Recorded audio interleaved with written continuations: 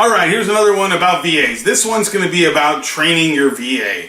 So in my last video I told you I hired a VA. His name's Dan. He's in the Philippines. Nice guy. I think he's going to work out great. He does have some experience, so I'm not starting from scratch with training. But this is my biggest fear in doing all of this, was that I'm not going to have the time or it's not that I don't have the knowledge, but to sit down and explain everything and really nurture somebody at that level is tough to do. So here's what I'm doing. I'm sitting down, so I'm going to use Dan as an eBay lister. He's going to list items, he's going to source products, and then list them on eBay for me.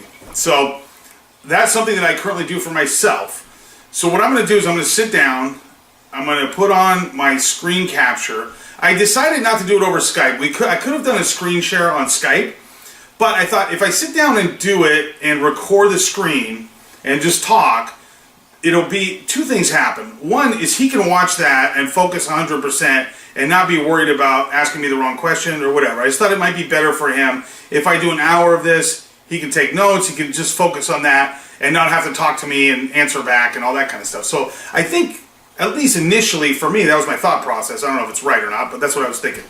I also had the, thought of, if Dan doesn't work out and I have to hire somebody else, if I already did it once, then I can just send him the clip. I don't have to do it again. So anyways, so that's what I'm going to do. I'm going to sit down, I'm going to go through and do the tasks that I want Dan to do and just talk the entire time and explain everything I'm doing and just kind of walk him through everything. I expect this to be an hour to 2 hour video. I'm going to upload it to YouTube, privately, and send it to him as a private link so he can watch it when he wants to. So that's how I plan to sort of start the training process. Then what I told Dan is, now he's working for me from roughly, now I'm pretty flexible because of the job he's doing. I'm flexible on the time. I don't really care when he does it as long as he gets so many hours in a week. So if he did 12 hours in one day, that's fine with me. I don't care. As long as he's really putting in 12 hours. But he's going to be working for me essentially from I think 7 at night to 3 in the morning, something like that, their time.